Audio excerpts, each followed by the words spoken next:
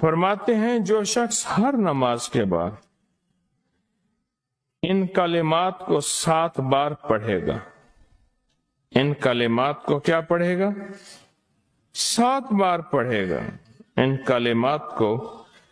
حیرت انگیز طور پہ فرمایا کہ اللہ پاک جل شانہ اس کو ولایت کا تاجدار بنائیں گے اور اتنا عطا فرمائیں گے کہ اس کے ذریعے سے وہ کاغذ کہاں ہے جو لبنان کے کوہ لبنان کا کاغذ ہے؟ آپ حضرات نے مجھے کہا ہم وہ دیں گے، کوہ لبنان کا کاغذ۔ جو یہ پڑھے گا اللہ اس کو اتنا عطا فرمائیں گے، آپ ذرا چھوٹے سا ایک لفظ کہہ رہا ہوں، جو یہ پڑھے گا اللہ اس کو اتنا عطا فرمائیں گے، اتنا عطا فرمائیں گے، اتنا عطا فرمائیں گے کہ اس کے ذریعے سے لوگوں کو روزی دیں گے۔ وہ ذریعہ بن جائے گا لوگوں کو روزی دلانے کا، وہ ذریعہ بن جائے گا لوگوں کو دولت اور رزق دلانے کا، وہ ذریعہ بن جائے گا لوگوں کو برکات اور ثمرات دلانے کا، وہ ذریعہ بن جائے۔ اللہ اس کے ذریعے سے لوگوں کو رزق عطا فرمائیں گے۔ اب آپ ان الفاظ کو غور سے سنیں، دیکھیں الفاظ سے پہلے میں الفاظ کی حقیقت بتاتا ہوں۔ الفاظ سے پہلے الفاظ کی حقیقت بتاتا ہوں، آپ ذرا الفاظ سے پہلے الفاظ کی حقیقت کو غور سے سنیں، حقیقت کو غور سے سنیں۔ یہ بس والوں کے ساتھ آپ نے سفر کیا ہوگا، یہ اکثر ہوٹلوں پہ کھڑے ہوتے ہیں۔ جب ہوٹلوں پہ کھڑے ہوتے ہیں ڈرائیور اور بس کے عملے کا کھانا مفت ہوتا ہے، کچھ بندے لائے ہیں جو اپنا فکر کرتا ہے اگر وہ بس والا کہیں کھڑا کرتا، بس بند کر دیتا اور خود کھانا کھاتا، کیا مفت دیتے؟ جو دوسروں کو ساتھ لاتا ہے اور جو دوسروں کا فکر کرتا ہے اللہ اس کو بہت زیادہ نوازتے ہیں، بہت زیادہ۔ حضرت داؤد علیہ السلام نے عرض کیا کہ یا اللہ آپ کا نبی پیارا ہوں، بہت ہی زیادہ پیارا بننا چاہتا ہوں، تو کچھ میرے ساتھ شفقت فرمائے۔ تو آپ نے فرمایا داؤد میرے بندوں کو میرا محبوب بناؤ، میرے بندوں کو میرے قریب کرو، تم میرے اور پیارے ہو جاؤ گے۔ حضرت موسیٰ علیہ السلام نے اللہ سے عرض کیا کہ یا اللہ تیرا پیارا بننے کے لیے، محبوب بننے کے لیے کون سا عمل ہے؟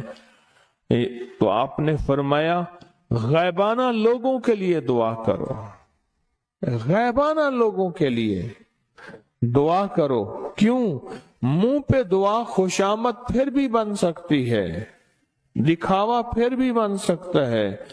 جب غیبانہ لوگوں کے لیے دعا کرو گے فرمایا وہ دعا ایسے ہوگی جو تجھے 3 چیزیں دلائے گی، ایک میرا دوست بنا دے گی، اور ایک جتنا لوگوں میں رزق تقسیم ہوگا اتنا سارا تجھے ملے گا، اتنا سارا تجھے ملے گا۔ یہ بندہ مالدار اور تونگر بن جائے گا۔ دوسرا اور تیسرا فرمایا کہ اللہ جل شانہ تجھے لوگوں میں عزت دیں گے، وقار دیں گے، شان و شوکت دیں گے اور ہر دل عزیز کر دیں گے۔ صرف اپنے مزاج سے نکلا ہے، اپنی سوچ سے نکلا ہے، میری جنت ہو، میری قبر ہو، میری آخرت ہو، بس اور کوئی جائے نہیں۔ میں کہ یہ اللہ کے لیے جب بندہ کرتا ہے۔ اب آپ میت کی دعا دیکھیں، اللہم اغفر لحینا، حالانکہ ساری دعا تو اس میت کے لیے مانگنی چاہیے تھی، اے اللہ جتنے زندہ ہیں ان سب کو معاف کر دے، ومیتنا جتنے مر گئے سب کو معاف کر دے۔ میت سامنے پڑا ہے، این سامنے رکھ کے میت کے لیے دعا نہیں مانگی جا رہی، پہلے سارے زندوں کے لیے تاکہ ان کا خاتمہ ایمان پہ ہو، پھر میتوں کے لیے، وشاہدنا جو موجود ہیں، وغائبنا جو اس وقت نظر نہیں آ رہے غائب ہیں، وصغیرنا وہ چھوٹے ہیں، وکبیرنا وہ بڑے ہیں، وذکرنا وہ مذکر ہیں، وانثانا اے اللہ جو مؤنث ہیں۔ یہ دعا مانگ کے پھر کہتا ہے اللہم من احییتہ منا فاحیہ علی الاسلام، اے اللہ زندگی گزارنا تو کملی والے کے غلامی میں، ومن توفیتہ منا فتوفہ علی الایمان، اے اللہ اگر موت ہو تو ایمان کی موت دے دے۔ جو بندہ دوسروں کے لیے مانگتا ہے، جو بندہ دوسروں کے لیے چاہتا ہے، دوسروں کے لیے چاہتا، ابھی کچھ عرصہ پہلے ایک صاحب ہیں جو کچھ تعویذ وغیرہ پیر کچھ تھوڑا سا عامل ہیں، تو مجھے ملے، مجھ سے کہنے لگے ہم نے سفر تو اکٹھا شروع کیا تھا، سفر تو اکٹھا شروع کیا تھا، اور مجھ سے کہنے لگے اتنے آگے نکل گئے، وجہ؟ میں نے کہا فرق اتنا ہے، تو نے چھپایا میں نے بتایا، بس تو نے چھپایا میں نے بتایا۔ کہنے لگا نہیں کوئی اور وجہ ہے۔ اچھا میں پھر اسے باتیں اور چلتی رہیں چلتے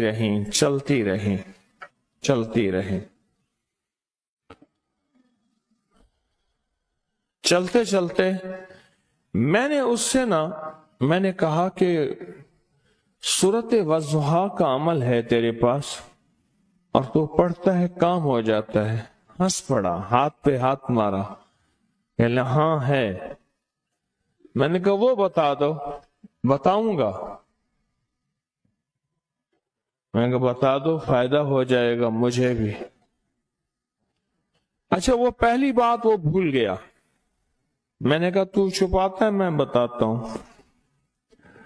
باتیں ہوتی رہیں لمبی باتوں کے بعد میں نے کہا سورۃ والضحیٰ کا عمل بتاؤ، نہیں بتایا۔ میں نے کہا تجھ میں اور مجھ میں فرق یہی ہے، میں سورۃ یہی والضحیٰ کا عمل، میں نے کہا یہی ہے جس کے کاف میں 9 بار یا کری۔ میں کہہ رہے پتا تو مجھ سے کیوں پوچھتا ہے؟ میں نے کہا تجھے یہ بتانا چاہتا تھا تو چھپاتا ہے میں بتاتا۔ تو مدد اس کے مطابق آتی ہے۔ اللہ کو اپنی مخلوق اپنے بندے پسند ہیں، جو اپنے بندوں کو اللہ کی بندوں کا راحت کو سوچتا ہے، جو اللہ کے بندوں کی اندر کے درد اور مشکلات اور مسائل کو سوچتا ہے، اللہ پہلے اس کا بھلا کر دیتا ہے۔ ہو بھلا کر بھلا، ہو بھلا سو بھلے کا بھلا، بھلا کر بھلے کی جگہ بھلا ہوگا۔ اب یہ جو دعا ہے جو میں آپ کو بتانے لگا ہوں، اب اس کے لفظوں پہ غور کریں۔ اللہم اغفر لامت محمد صلی اللہ علیہ وسلم، اے اللہ اب حالانکہ آپ نے لیے پڑھ رہا ہے، اے اللہ ساری امت محمدیہ کو معاف کر دے۔ اللہم ارحم امت محمد، اے اللہ امت محمدیہ میں جتنے بھی ہیں سب پہ رحم فرما، رحمت فرما، مغفرت فرما۔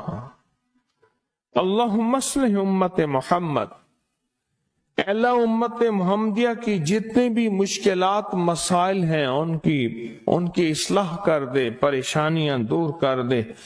اللہم استر، اے اللہ ان کے پردے رکھ دے، امت محمدیہ کے پردے رکھ دے، امت محمدیہ کے پردے رکھ دے، اے اللہ کسی کے پردے نہ ہٹا، اے اللہ سب کی مغفرت فرما، اے اللہ پردے رکھ دے، پردے رکھ دے سب۔ اور اللہم اجبر، اللہم اجبر کیا فرمایا؟ اللہ ٹوٹے دلوں کو جوڑ دے، جتنے دل ٹوٹے ہوئے ہیں اور دل آپس میں ٹوٹے ہوئے ہیں، آپس میں دل ختم ہو چکے ہیں، گھر ٹوٹنے والے ہیں، طلاقوں تک نوبت پہنچی ہے، یا دل ایسا ٹوٹا ہے کہ مانگ مانگ کے تھک گئے ہے، اللہ جتنے بھی ٹوٹے دل ہیں ان سب دلوں کو تو جوڑ دے، سب لوگوں کو۔ اللہم فرج، اے اللہ لوگوں کے لیے کشادگیاں کر دے، رزق کی کشادگی، صحت کی کشادگی، برکت کی کشادگی، رشتوں کے لیے کشادگی، کاروبار کے لیے کشادگی، زندگی کے سفر کے لیے کشادگی، اے اللہ لوگوں کے لیے کشادگی اور رحم کا معاملہ کر۔ اب آپ سوچیں اس ساری دعا میں ایک دفعہ بھی اپنے لیے مانگا؟ ایک درویش کے پاس ایک بندہ گیا، حضرت ولایت کا کوئی شارٹ کٹ بتائیں، بالکل آسان راستہ۔ فرمایا جب کوئی غیر مسلم بغیر کلمے کے مر جائے، کسی کونے میں منہ دے کے رو لینا، اللہ تجھے ولایت دے دے گا۔ احساس، درد، غم، اللہ کو یہ پسند ہے اور اللہ کے ہاں اس کی قیمت ہے اور اللہ کی بارگاہ میں اس کی قیمت ہے۔ اس پورے کے پورے وظیفے میں، اس پورے کے پورے وظیفے میں، اس پورے کے پورے وظیفے میں آپ یہ دیکھ لیں ایک دفعہ بھی اپنے لیے نہیں مانگا گیا۔ اللہم اغفر لامت محمد، اللہم ارحم امت محمد، اللہم اصلح امت محمد، اللہم استر امت محمد، اللہم اجبر، اللہم فرج، اللہم انصر، اے اللہ سب کی مدد فرما، اللہم اغفر لے، اے اللہ سب کو معاف کر دے۔ ایک چیز بھی اپنے لیے ہی نہیں مانگی۔ ایک ہے کہ مجھے دے دے، ایک ہے اس کو بھی دے دے، اس کو بھی دے دے مجھے نہ دے، اس کو بھی دے دے مجھے نہ دے۔ جو دوسروں کا فکر کرتا ہے، امت کے یہودی، عیسائی، ہندو، سکھ، نہ ماننے والے اور ماننے والے مسلمان، ان سب کا جو فکر کرتا ہے، اللہ اسے سب سے زیادہ بھی دیتا ہے، اللہ اسے جھکتا بھی دیتا ہے۔ یہ جو عمل ہے نا، یہ عمل عجب عمل ہے، عجب عمل ہے۔ یہ کاغذ جتنے پڑے ہیں دیکھیں کتنی تعداد میں ہیں جو مجھے دیے ہیں، یہ عمل ہے۔ امام جلیل یمنی یافعی فرماتے ہیں ہم چند دوست مل کر کوہ لبنان پر گئے تاکہ وہاں کے رہنے والے، سنا ہے کوہ لبنان میں وہاں عابد رہتے ہیں، زاہد رہتے ہیں، ابدال رہتے ہیں، شاید ہماری بھی کسی سے ملاقات ہو جائے۔ کہنے لگے ہم 3 دن تک مسلسل چلتے رہے، ہمیں کوئی ہستی نہ ملی۔ اسی دوران میں میرے پاؤں میں چوٹ لگ گئی اور میں چلنے سے عاجز ہو گیا۔ آخر میں بلند پہاڑی پر آ کر بیٹھ گیا۔ میرے ساتھی یہ کہہ کر کہ تم یہاں پر آرام کرو، ہم اطراف میں گھوم کر آتے ہیں کہ شاید کوئی ابدال مل جائے، کوئی درویش مل جائے، کوئی بزرگ مل جائے، اس کی ہم زیارت کر لیں، دعا کرا لیں۔ وہ دونوں چلے گئے، میں اکیلا بیٹھا رہا، شام تک نہ آئے، حتیٰ کہ رات ہو گئی، وہ نہ آئے۔ اکیلا پہاڑی اور بیابان میں تڑپتا رہا، بھوک، پیاس، دکھ، تکلیف، پاؤں کی تکلیف، پردیسی، مسافر، بیابان، جنگل۔ دوسرے روز میں نے وضو کے لیے پانی تلاش کیا تو پہاڑی کے نیچے پانی کا ایک چشمہ نظر آیا۔ وہاں وضو میں کے لیے کھڑا ہوا تو اثنائے نماز کسی تلاوت والے کی آواز سنائی دی۔ نماز سے فارغ ہو کر میں آواز کی طرف چل پڑا۔ چلتے چلتے ایک غار نظر آیا۔ میں دیکھا تو ایک بزرگ ہیں اور وہ بھی نابینا ہیں۔ میں نے انہیں سلام کیا۔ انہوں نے سلام کا جواب کر کے پوچھا انسان ہو یا جن؟ میں نے کہا جی میں آدمی میں سے ہوں، انسانوں میں سے ہوں۔ اور پھر انہوں نے حیرت سے پڑھا لا الہ الا اللہ وحدہ لا شریک لہ، میں یہاں 30 سال سے ہوں اور آج تک میں نے کسی آدمی کو نہیں دیکھا۔ کتنے سال سے؟ 30 سال زندگی کے گزر گئے ہیں، آج تک ایک آدمی نہیں دیکھا۔ تم یہاں کیسے آ گئے؟ تم یہاں کیسے آ گئے؟ تم یہاں کیسے آ گئے؟ تو میں نے کہا کہ تم لگتا ہے تھک گئے ہو، تھوڑی دیر کے لیے سو جاؤ۔ میں آگے چل کے دیکھا تو غار میں 3 قبریں بنی ہوئی تھیں۔ مجھے حیرت ہوئی لیکن تھکان بہت زیادہ تھی، مجھے نیند آ گئی۔ ظہر کی نماز کا وقت ہوا تو انہیں آواز دی کہ اللہ تم پر رحم کرے، اٹھو نماز کا وقت ہے۔ باوجود نابینا ہونے کے اوقات نماز کے ماہر اور واقف تھے۔ میں نے اٹھ کے ان کے ہمراہ نماز پڑھی۔ اس کے بعد وہ عصر تک تلاوت کرتے رہے۔ جب عصر سے فارغ ہوئے تو کھڑے ہو کر انہوں نے 3 مرتبہ یہ دعا پڑھی جو یہ دعا میں نے ابھی پڑھی ہے، صرف 3 مرتبہ پڑھی 3 مرتبہ یہ دعا پڑھی۔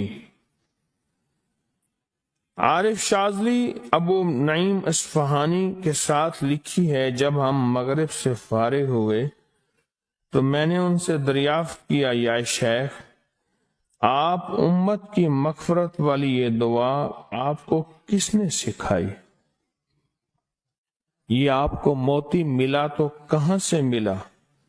یہ سن کر اس نابینا بزرگ نے یوں فرمایا جو شخص اس دعا کو روزانہ دن میں صرف 3 بار پڑھ لیتا ہے اللہ اس کو ابدالوں میں شامل کر لیتا ہے۔ اور دنیا میں اس وقت اربوں کی آبادی ہے، کروڑوں کی نہیں، اربوں میں صرف 40 ابدال ہیں۔ کتنے؟ 40 ابدال ہیں پوری دنیا میں۔ اور فرمایا جو شخص اس کو 3 دفعہ صبح شام پڑھ لیتا ہے، 3 دفعہ اس دعا کو روزانہ صرف 3 مرتبہ پڑھ لے اللہ اس کو ابدالوں میں شامل فرما دیتے ہیں۔ پھر میں نے دریافت کیا یا شیخ آپ کو یہ دعا کس نے سکھائی؟ اتنا بتلا دیں۔ اس نابینا شیخ نے فرمایا او اللہ کے بندے یہ ایک راز ہے، اس دعا کی حقیقت سننے کی تم میں طلب تو ہے لیکن تاب نہیں ہے، اس راز کو جاننے کا تحمل تمہارے دل میں کتنا ہو سکتا ہے؟ اتنا کہہ کر خاموش ہو گئے۔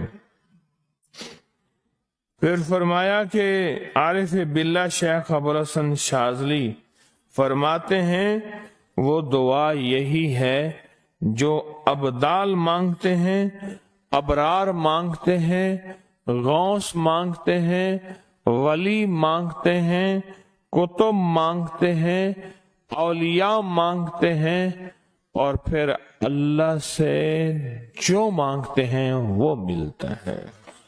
اور اولیاء کاملین نے فرمایا یہ دعا خصوصی طور پہ حضرت خضر علیہ السلام نے سکھائی ہے ان اولیاء کو، ابدالوں میں شمار ہو جائے گا۔